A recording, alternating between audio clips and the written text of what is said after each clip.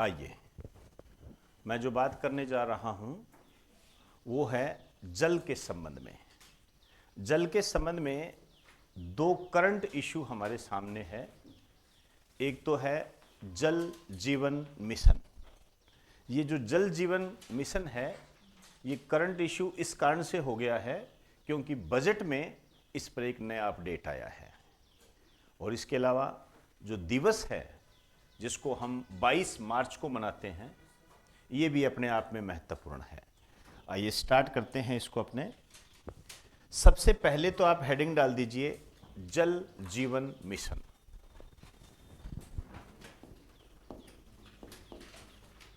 जल जीवन मिशन।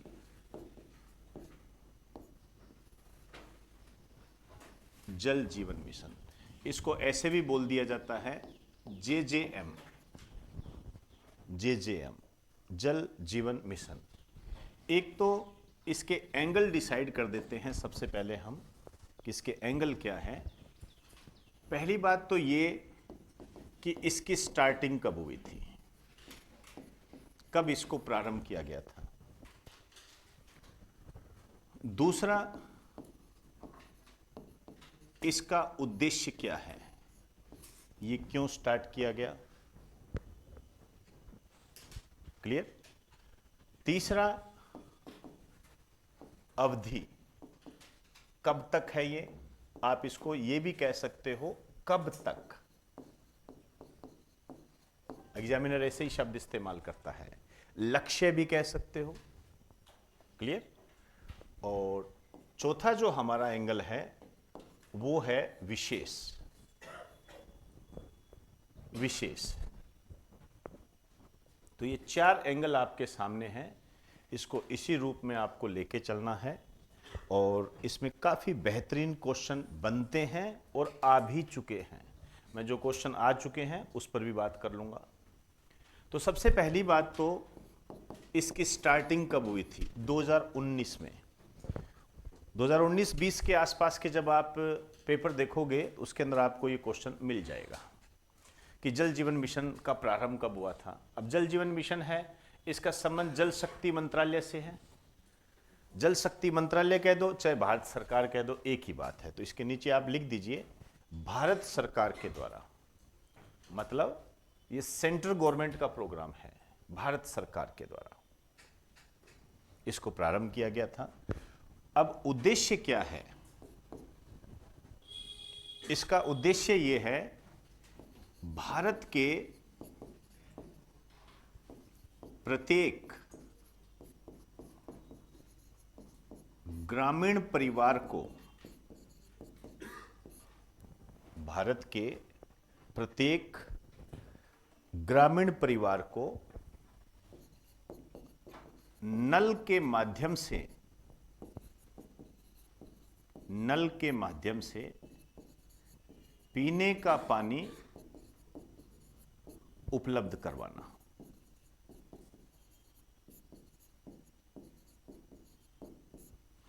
ये इसका उद्देश्य है। इन शब्दों को कभी नजरअंदाज मत करना, मैं आपको पढ़ने का तरीका बता रहा हूं। अक्सर बच्चे क्या है इसको फॉलो नहीं करते हैं। आपको ये चीजें ध्यान रखनी है। छोटी छोटी बातें होती है जो आपसे पूछ ली जाती है और आप वहां गच्चा खा जाते हो। जैसे आपसे ये पूछ लिया जाता है, पहले मैं एग्जांपल देता हूं कि कैसे पूछा जाता है। तो इस संबंध में मैं एक क्वेश्चन बता रहा हूं जो आपके एग्जाम में आया हुआ है, IAS का क्वेश्चन है। मैं थोड़ा बहुत इधर उधर हो सकता हूं शब्दों में, लेकिन आप उसको समझ जाओगे कि मैं क्या कहना चाह रहा हूं। क्वेश्चन ये था कि जो वर्ल्ड बैंक होता है, विश्व बैंक होता है, वह किसे ऋण उपलब्ध करवाता है, ऋण किसको देता है। वह बैंक है, ऋण देता है, सिंपल सी बात है। लेकिन उसने कहा किसको ऋण देता है। ऑप्शन देखिए, विश्व के सभी देशों को, विकसित और विकासशील देशों को। तीसरा ऑप्शन था अल्प विकसित और गरीब देशों को। और चौथा ऑप्शन था सदस्य देशों को। ठीक है, आप इसका आंसर दे सकते हो, वो कोई बड़ी बात नहीं है, लेकिन मेरी बात आप समझ गए होंगे क्वेश्चन कैसे बनते हैं। तो ये सदस्य देशों को ऋण देता है। इसी तरीके से एक क्वेश्चन और वो भी आया हुआ है, नरेगा किसके लिए है? ग्रामीणों के लिए, शहरियों के लिए,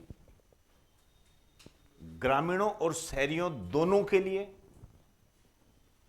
और चौथा ऑप्शन है एससी, एसटी और बीपीएल लोगों के लिए। बताइए, ग्रामीणों के लिए, समझ गए ना। लेकिन ये जो मैंने आपको ऑप्शन बताए हैं, हम कूदकर कहां पढ़ेंगे? बीपीएल पर, एससी एसटी पर। इसीलिए मैंने कहा कि किसी चीज को नजरअंदाज मत किया करो। हो सकता है आपका समय लग जाए, वो एक अलग बात है, इसको आप टाइम वेस्ट भी कह सकते हो, लेकिन उससे कहते रहिए, उससे कभी टीचर पर कभी फर्क नहीं पड़ता है, क्योंकि वो जानता है करना क्या है। तो आपको ये चीजें ध्यान रखनी है पढ़ते वक्त, और इनको जब आप पढ़ो तो अंडरलाइन भी रखा करो कि मेरे दिमाग में ये हमेशा रहे। जैसे ये जो है ये ग्रामीण परिवारों के लिए है, शहरों के लिए नहीं है। आपको दे देगा जल जीवन मिशन किसके लिए? ग्रामीणों के लिए, शहरों के लिए। अब हो गया डामाडोल, समझे ना बात को। तो ग्रामीण परिवारों के लिए है ये। और जल उपलब्ध कराना कितना? 55 लीटर, ध्यान रखना, 55 लीटर। अब इसको आगे जब मैं लिखूं तो इसको ध्यान से करना, ठीक है ना। ये बहुत गंभीर बात होती है बेटा, यहां गड़बड़ी कर दी तो आता आता क्वेश्चन गलत करके आ जाओगे। 55 लीटर प्रति व्यक्ति, यहां मैंने परिवार लिखा है, परिवार अलग चीज होती है, प्रति व्यक्ति अलग चीज होती है। एक राशन कार्ड, एक परिवार। अब राशन कार्ड में कितने लोग हैं? माता पिता है, पुत्र है, हाँ ये भी होता है। राशन कार्ड एक मात्र एक व्यक्ति का भी होता है, वो एक अलग बात है। लेकिन परिवार को जनरली हम मान के चलते हैं तो 3, समझे ना। तो 55 लीटर प्रति व्यक्ति पर डे। आजकल जो एग्जामिनर है वो ऐसे डिस्टरबेंस पैदा करता है, वो कहता है 55 लीटर प्रति परिवार। गलत हो जाएगा आपका, पर मंथ। आपको पता ही नहीं लगेगा कि पूछ क्या लिया और मैं बता के क्या आ गया, इसलिए यहां रुक जाया करो, समझे ना बात को। आइए, होगी बात सारी है। अब आता है कब तक। ये मैंने जानबूझकर अलग लिखा है, मैं चाहता तो यहां लिख सकता था। ये क्वेश्चन आपके आ चुका है।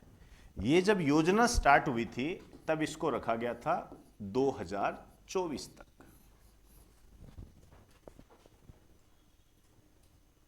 2024 तक। अब जो महत्वपूर्ण अपडेट है इसमें लिखो, इसे बजट 2025-26 में बढ़ाकर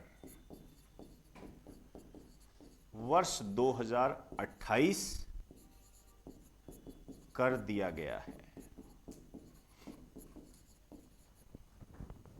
2028 कर दिया गया। अब ये क्वेश्चन है, अब पुराने पेपर जब आप देखोगे ना तो उसमें क्या है, जल जीवन मिशन की अवधि कितनी है? 2024, ये आया हुआ है। अब इसने बदल दिया तो ये माइलस्टोन बन जाता है, हमें पता लग जाता है ये कितना है। तो इसको यही याद हो जाना चाहिए कि ये 2028 कर दिया गया है। अब ये क्लियर। अब विशेष में यदि हम बात करें तो हमने बहुत सारी उपलब्धियां प्राप्त की है, नल के माध्यम से जल उपलब्ध करवाया भी है, जल संरक्षण की दिशा में भी हम काम कर रहे हैं। लेकिन हमें यहां पर आपके एग्जाम को लेकर चलना है। तो एग्जाम में किस तरीके से क्वेश्चन आते हैं, देखिए इसके नीचे लिखिए, यहां पे लिखो। हाँ, इसको करने से पहले एक लाइन थोड़ा सा यहां और ऐड करें। ये जो जल जीवन मिशन है ना, देखो नल के माध्यम से पीने का पानी, इसको क्या है, हर घर नल योजना भी कहते हैं। हर घर नल योजना भी कहते हैं, उपनाम में, अन्य नाम में आगे लिख दीजिए। अब यहां विशेष के नीचे लिखना है, मैं पेज पलट रहा हूं, विशेष के नीचे लिखना 100% जल जीवन मिशन को पूरा करने वाला भारत का पहला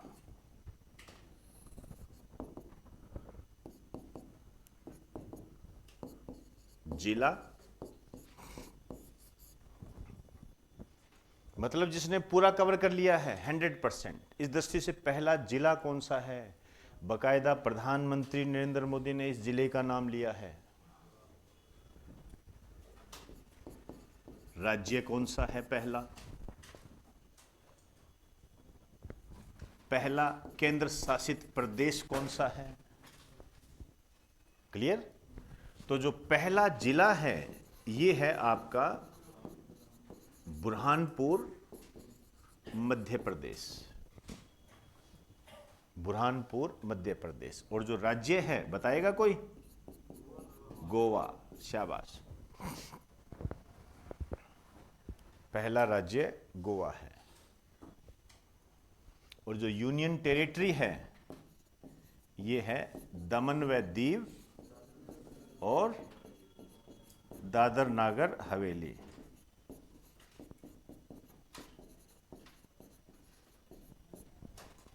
दमन व दीव और दादर नागर हवेली।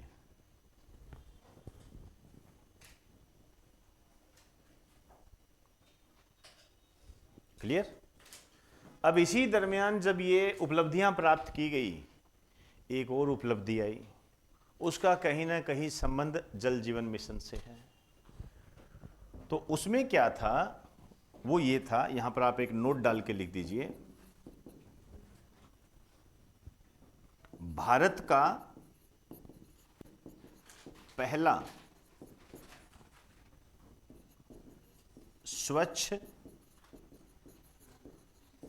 व सुजल प्रदेश। भारत का पहला स्वच्छ और सुजल प्रदेश ये है अंडमान निकोबार द्वीप समूह। अब देखिए ये अलग बात है, ऊपर वाली बात अलग है, ये तो समझ गए ना? ये स्वच्छ और सुजल प्रदेश है। स्वच्छ का मतलब क्या है?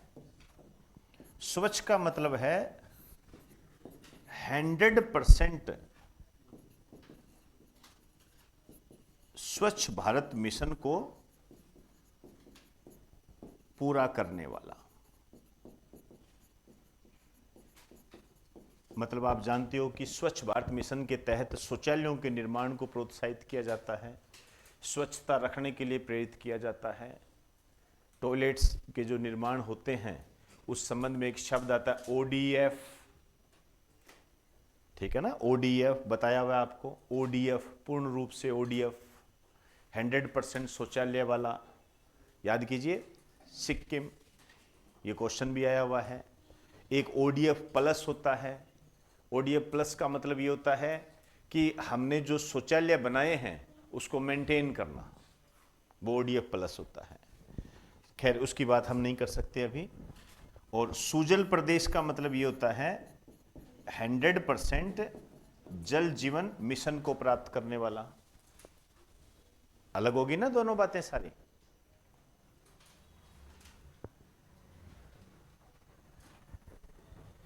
ये है। तो जल जीवन मिशन की अवधि को बढ़ाकर कितना कर दिया गया है? 2028। अब ये प्रारंभ, अवधि, स्वच्छ व सुजल प्रदेश, ये सब आपके काम की चीजें हो गई। ये पूछे गए हैं, ये क्वेश्चन आ गए। ये पुराने पेपर उठा के देखोगे ना, ये इनकी आ गए, एग्जाम में आपके आ गए ये।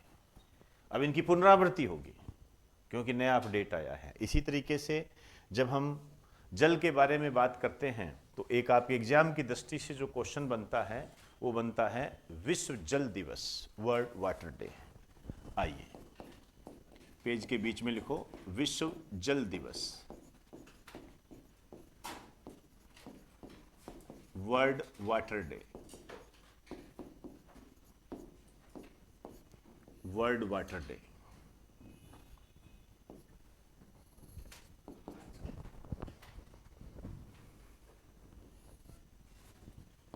एक तो सबसे पहली बात तो इसकी स्टार्टिंग कब हुई थी, पहली बात तो ये पूछे जाते हैं। उद्देश्य चाहे ना पूछे, क्योंकि उद्देश्य इनके नाम में ही आ जाता है, इसलिए कोई समस्या नहीं है। यहां जो दिवस है, चाहे वो वर्ल्ड वाटर डे हो, चाहे हम अप्रैल के अंदर 22 अप्रैल में जब वर्ल्ड अर्थ डे मनाएं, चाहे हम 22 मई को इंटरनेशनल बायोडाइवर्सिटी डे बनाएं, चाहे हम जून में 5 जून में विश्व पर्यावरण दिवस मनाएं, इन सब की थीम हमेशा इंपॉर्टेंट होती है, ये कभी मत भूल जाना, ठीक है ना। तो इसकी थीम पता होनी चाहिए।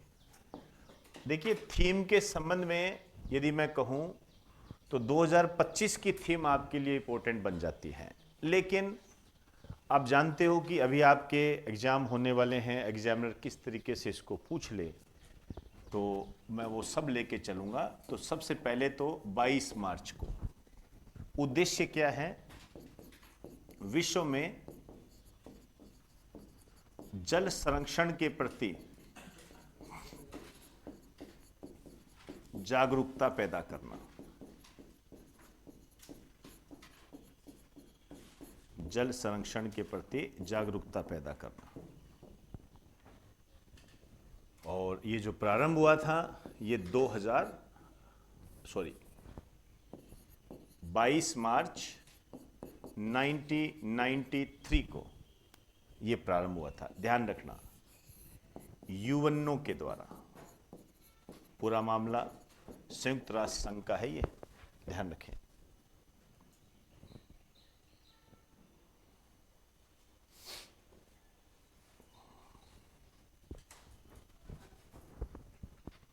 ठीक, आओ अब जब हम इसकी थीम की बात करते हैं तो 2024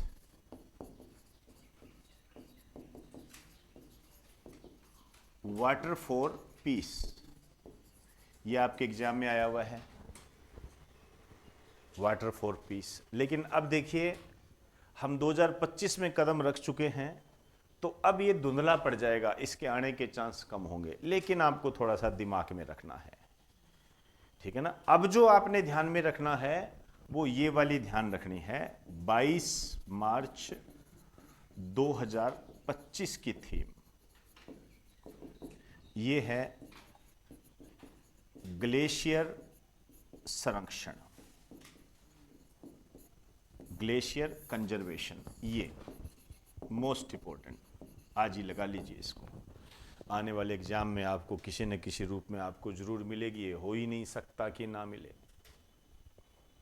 इसके बाद हम 22 अप्रैल को जो वर्ल्ड अर्थ डे मनाएंगे उसकी भी थीम इंपॉर्टेंट होगी। ये कम से कम 5-10 दिवस होते हैं जिनकी थीम आपको हमेशा याद रहनी चाहिए, जिनके पूछे जाने की प्रबल संभावना होती है। पूछने को तो और भी पूछ सकते हैं, लेकिन ऐसे तो देखिए हर महीने के अंदर 30 से ज़्यादा दिवस मनाए जाते हैं। कई दिवस तो ऐसे एक दिन को कई दिवस के रूप में मनाते हैं, तो हर किसी के पीछे नहीं जा सकते। फूल डे, चॉकलेट डे बहुत आते हैं, इनका कोई अर्थ नहीं होता है, इनका कोई अर्थ नहीं होता, आपके एग्जाम की दृष्टि से इंपॉर्टेंट नहीं है। ग्लेशियर आप समझते ही हो, पहाड़ों पर जो बर्फ जमी रहती है वो ग्लोबल वार्मिंग के कारण पिघल रही है, जिससे नीचे जो समुद्र का जल स्तर है, नदियों का जो जल स्तर है, वो डायरेक्ट या इनडायरेक्ट क्या है, बढ़ रहा है, जिससे उसके अंदर जो द्वीपीय देश है वो डूबने की कगार पर है। अब जल स्तर बढ़ रहा है तो कहीं ना कहीं ये जीव जंतुओं के लिए भी हानिकारक होता है किसी न किसी रूप के अंदर। तो ये ग्लेशियर संरक्षण ये मोस्ट टू मोस्ट इंपॉर्टेंट है।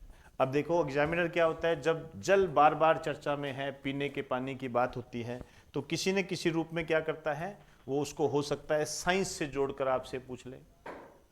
डिहाइड्रेशन के रूप में आपको क्वेश्चन दे दें। डिहाइड्रेशन के रूप में यदि हम यहाँ बात करें तो यहाँ भी हमारे सामने एक नई बात आ जाती है। ORS के जो खोजकर्ता थे दिलीप महालनोबिस, उनको वर्ष 2023 के अंदर पद्म विभूषण से सम्मानित किया गया था। ORS कैसे बनता है ये एक अलग बात है, इसको आप चाहे छोड़ सकते हो। पूछे जाए तो नमक होता है, मीठा सोडा होता है, ग्लूकोज होता है, इनको मिलाकर करते हैं। ओरल रिहाइड्रेशन साल्ट, ये इसका जो पूरा नाम होता है ये इंपॉर्टेंट होता है। जल के संबंध में एक क्वेश्चन और होता है, वो इसलिए भी पूछ लिया जाता है क्योंकि आपके जो दैनिक जीवन है उससे थोड़ा ज़्यादा संबंधित होता है। ये पूछा भी गया है कि कई दिनों तक रखी हुई सब्जियां खराब क्यों हो जाती है, क्योंकि उससे पानी बाहर निकल जाता है। आपने देखा होगा, आप भिंडी लेकर आते हो, जब भिंडी लेकर आते हो तो 4-5 दिन बाद में आप देखते हो ना लटक सी जाती है वो। सब्जी लेने जाते हो, दुकानदार क्या करता रहता है, पानी फेंकता रहता है ताकि ताज़ा बनी रहे। 5 दिन की भी सब्जी होगी तो चमकती हुई दिखेगी आपको। तो ये जो जल जीवन मिशन है और वर्ल्ड वाटर डे है, ये आपके लिए मोस्ट इम्पोर्टेंट है। वापस रिपीट कर दूं, जल जीवन मिशन का जो उद्देश्य रखा गया है, लक्ष्य रखा गया है, अवधि जो रखी गई है, बजट 2025 में इसे बढ़ाकर 2028 कर दिया गया है। ये यहीं याद कर लेना, ठीक। चलिए जी।